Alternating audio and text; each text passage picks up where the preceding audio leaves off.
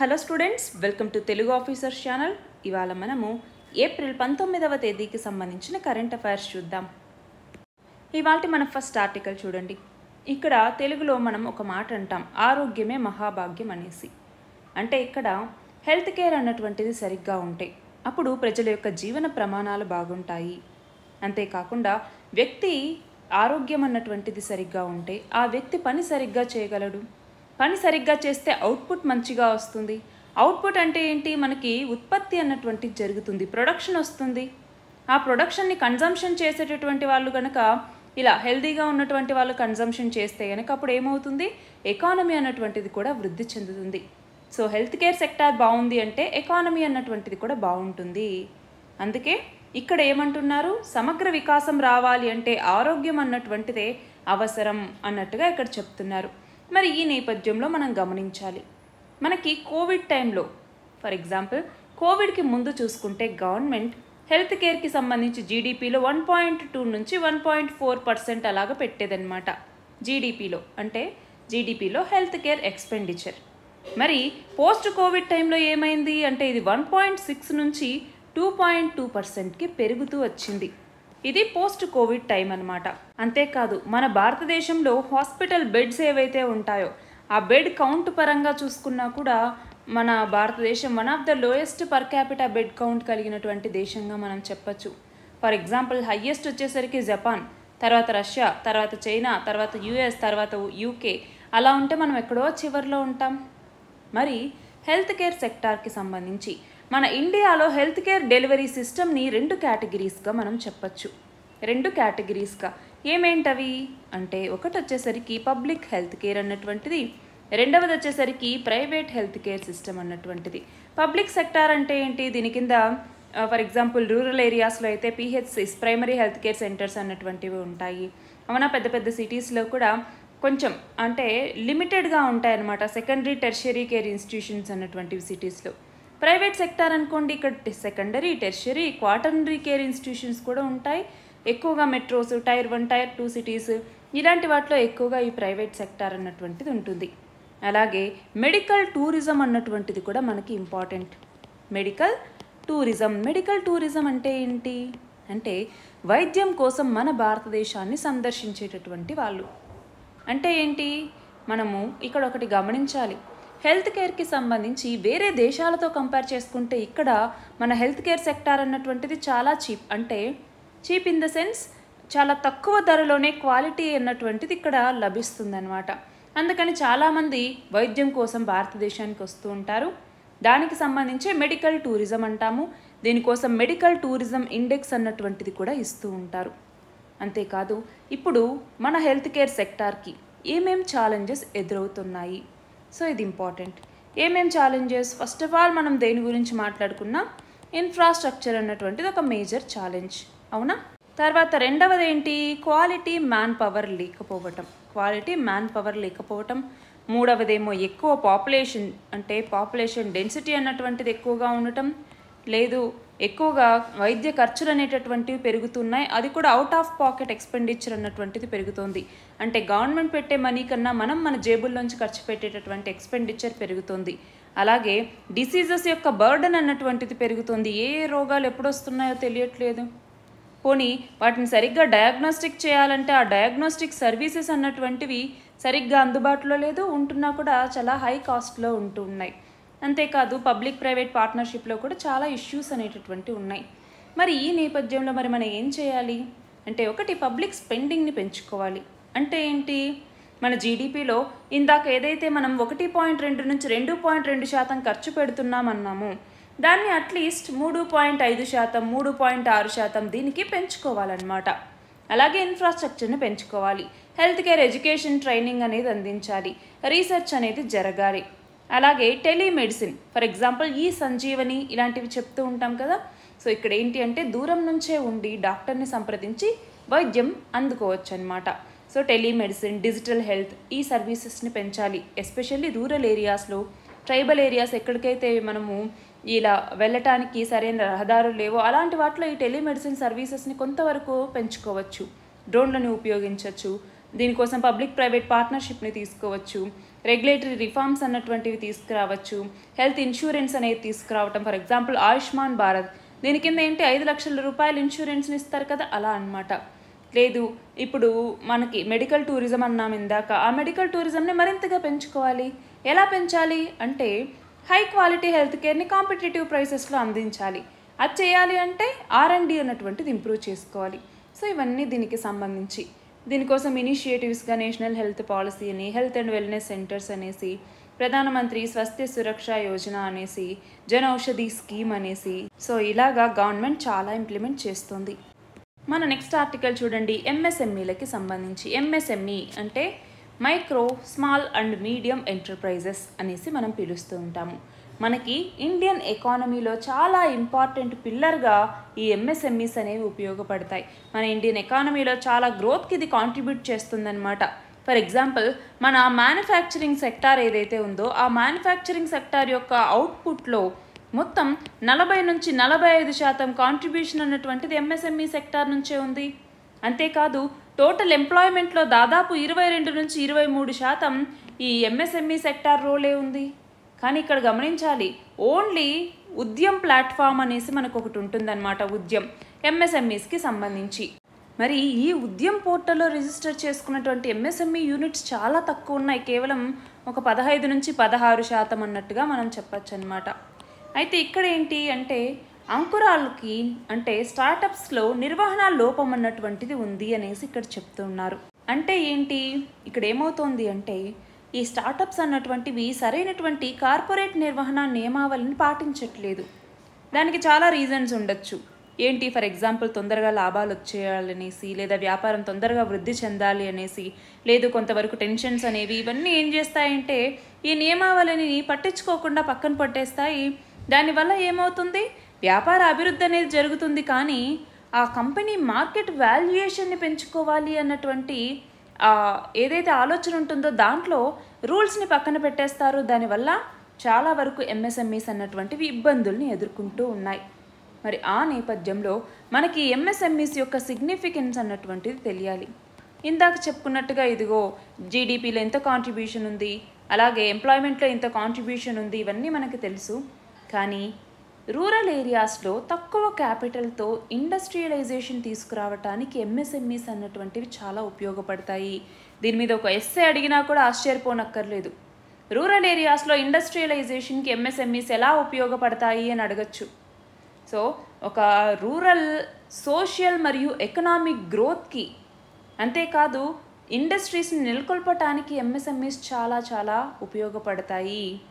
అంటే ఎంటర్ప్రైజెస్ని సింపుల్గా మేనేజ్మెంట్ చేసుకుంటూ ఎకనామిక్ గ్రోత్కి ఉపయోగపడేలాగా, ఎక్స్పోర్ట్స్ చేసుకునేలాగా, పెద్ద పెద్ద కంపెనీస్ని ఇక్కడికి పెట్టుబడులు పెట్టుకునేలాగా మనం అట్రాక్ట్ చేసుకోగలిగినటువంటి క్యాపబిలిటీ MSMEస్కి ఉంది. కానీ చాలా కన్స్ట్రెయింట్స్ ఉన్నాయి.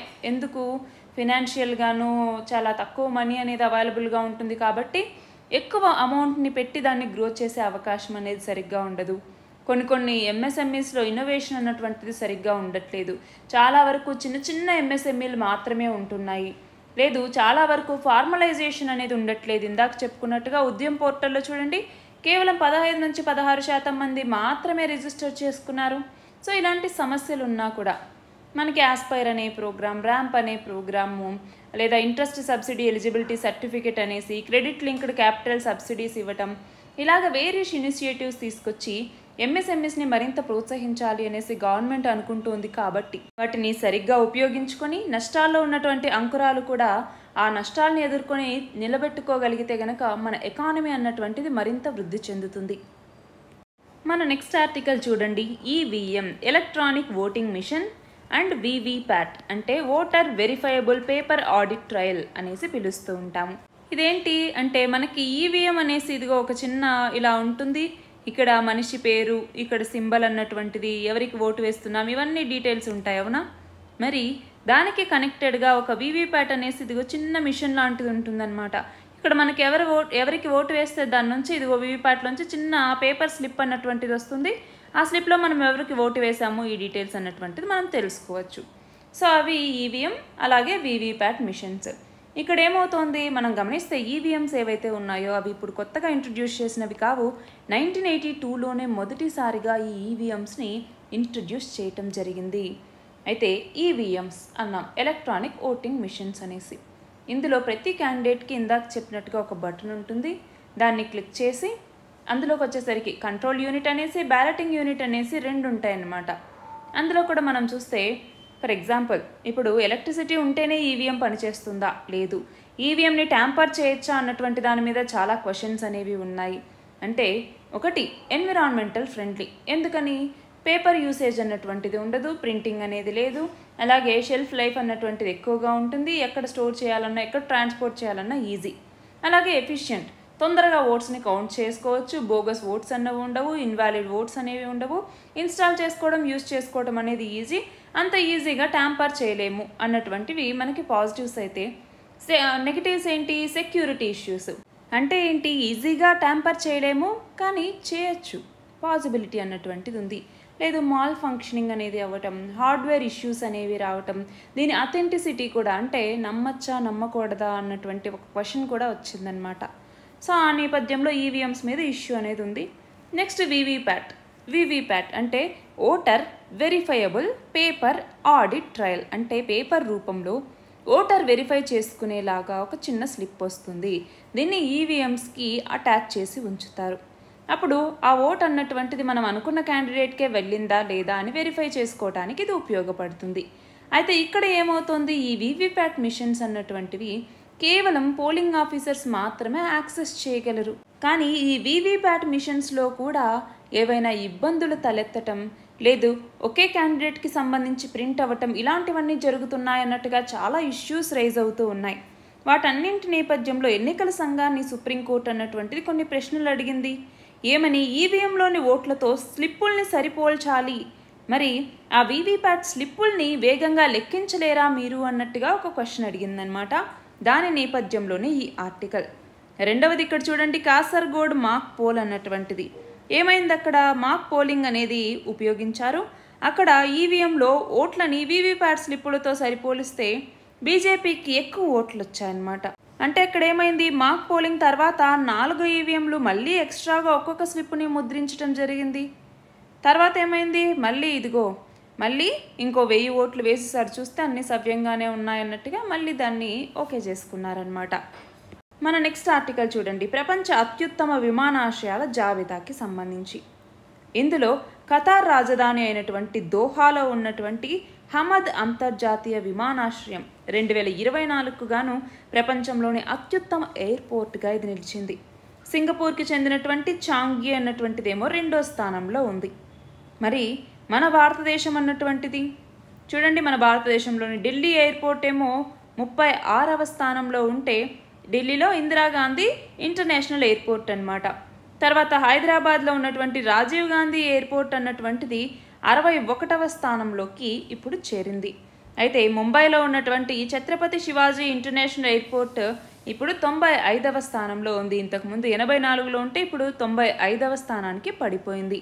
అయితే దక్షిణాసియాలోనూ ఉత్తమ ఎయిర్పోర్ట్గా ఢిల్లీ విమానాశ్రయం అనేది ఉంటే, సిబ్బంది సేవల్లో హైదరాబాద్ దక్షిణాసియాలో మొదటి స్థానంలో ఉంది.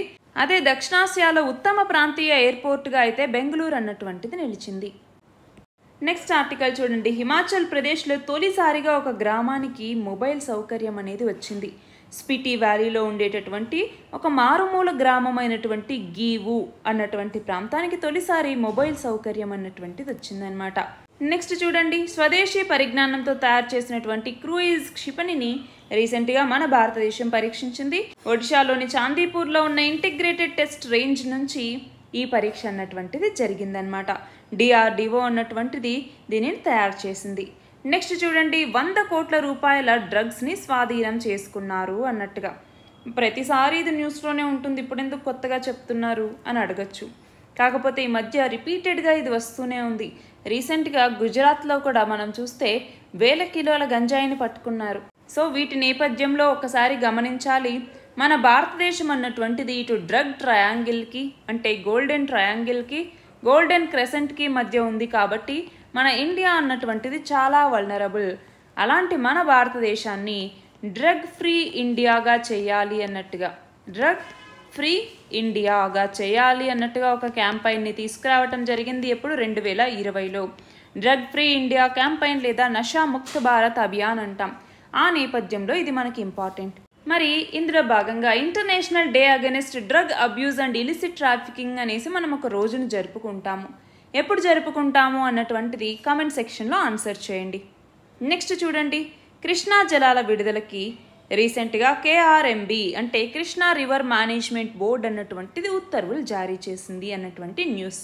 ఇందులో ఎంత జారీ చేసింది రెండు రాష్ట్రాలకి అన్నటువంటిది చూస్తే మే నెలాఖరికి తెలంగాణకైతే 8.5 టీఎంసీలు, ఏపీకైతే 5.5 టీఎంసీలని వినియోగించుకునేందుకు వెసులుబాటు కల్పించింది. అంటే మొత్తం ఎంత 14 టీఎంసీలు. నెక్స్ట్ ఆర్టికల్ చూడండి, ఇండోనేషియాలో ఒక అగ్నిపర్వతం అన్నటువంటిది విస్ఫోటనం చెందింది. సులవేసి ద్వీపానికి ఉత్తరం వైపు ఉన్నటువంటి మౌంట్ రువాంగ్ అన్నటువంటి దాంట్లో ఇప్పుడు ఎరప్షన్ అన్నటువంటిది జరిగిందనమాట. సో మ్యాప్ లొకేషన్ అన్నటువంటిది ఒకసారి చూడాలి. ఇదిగో ఇక్కడ ఉందన్నమాట. పైనేమో ఫిలిప్పైన్స్ అన్నటువంటిది ఉంది, ఈ కింద వచ్చేసరికి సులవేసి అన్నటువంటిది ఇండోనేషియాకి సంబంధించినటువంటిదే. సో ఒకసారి అది చూడాలి. నెక్స్ట్ చూడండి, తుర్కియేలో చూడండి భూకంపం అనేది వచ్చింది. మనం ఆల్రెడీ ఇంతకుముందు తుర్కియేలో భారీ భూకంపం వచ్చింది అనేసి కూడా చదువుకున్నాము అవునా. మరి ఇప్పుడు ఏమైంది అంటే టర్కీ యొక్క జాగ్రఫికల్ మ్యాప్ అన్నటువంటిది ఒకసారి చూద్దాము అనేసి. సో గమనించాలి, అనటోలియన్ ప్లాట్యూ అన్నటువంటిది ఏ దేశంలో భాగంగా ఉంది అంటే టర్కీలో భాగంగా ఉంది. అలాగే టారస్ మౌంటైన్స్ ఎక్కడున్నాయి, టర్కీలో భాగంగా ఉంది. కొరోగ్లు మౌంటైన్స్ ఎక్కడున్నాయి, టర్కీలో భాగంగా ఉంది. పోట్నిక్ మౌంటైన్స్ అన్నటువంటివి టర్కీలో భాగంగానే ఉంది. అలాగే టర్కీకి చూడండి కింద ఏమో మెడిటరేనియన్ సీ అన్నటువంటిది ఉంటుంది, ఇక్కడేమో సైప్రస్ అన్నటువంటిది ఉంటుంది. అలాగే పైన వచ్చేసరికి బ్లాక్ సీ అన్నటువంటిది ఉంటుంది, లెఫ్ట్ సైడ్లోకి వచ్చేసరికి ఏషియన్ సీ అన్నటువంటిది ఉంటుంది. సో ఇలా జాగ్రఫికల్గా ఏమేమి ఉన్నాయి అన్నటువంటిది ఒకసారి క్లియర్గా చూసుకోవాలి. నెక్స్ట్ చూడండి, ఐక్యరాజ్య సమితిలో సంస్కరణలకి అమెరికా మద్దతు ఇస్తుంది అన్నట్టుగా రీసెంట్గా అమెరికా చెప్పిందనమాట. రీసెంట్గా ఎలన్ మస్క్ ఏమన్నారు, యుఎన్ఎస్సిలో భారత్కి శాశ్వత సభ్యత్వం ఉండాలి అన్నట్టుగా ప్రతిపాదించారు కదా. ఆ నేపథ్యంలో ఇప్పుడు అమెరికా అవును దీనికి అంటే ఐక్యరాజ్య సమితిలో సంస్కరణలకి మేము మద్దతు ఇస్తూ ఉన్నాము అన్నట్టుగా అమెరికా చెప్పింది. ఆ నేపథ్యంలో యునైటెడ్ నేషన్స్ సెక్యూరిటీ కౌన్సిల్ గురించి పూర్తి డీటెయిల్స్ ఒక్కసారి చూసుకోవాలి. నెక్స్ట్ చూడండి, అలెగ్జాండర్ స్టబ్ ఇటీవల ఏ దేశ అధ్యక్షుడిగా ఎన్నికయ్యారు అంటే ఫిన్లాండ్. నెక్స్ట్ చూడండి, 2024 నాటికి మొత్తం ఎంతమంది ప్రముఖులకి దేశ అత్యున్నత పౌర పురస్కారమైనటువంటి భారత రత్నాన్ని ప్రకటించారు అంటే మొత్తం 53 మందికి. 2024 నాటికి మొత్తం కలిపితే 53 మందికి.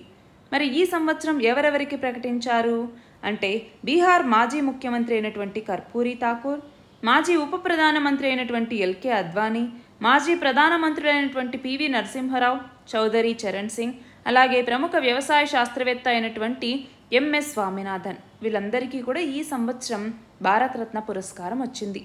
నెక్స్ట్ చూడండి, 2023 ఫిబ్రవరి నుంచి 2024 జనవరి వరకు ఏడాది మొత్తం భూమి యొక్క సగటు ఉష్ణోగ్రత ఎన్ని డిగ్రీల సెల్సియస్ అధికంగా నమోదైందన్నట్టుగా రీసెంట్గా యూరోపియన్ యూనియన్కి చెందినటువంటి కోపర్నికస్ క్లైమేట్ చేంజ్ సర్వీస్ అన్నటువంటిది చెప్పింది. అంటే 1.52 డిగ్రీలు.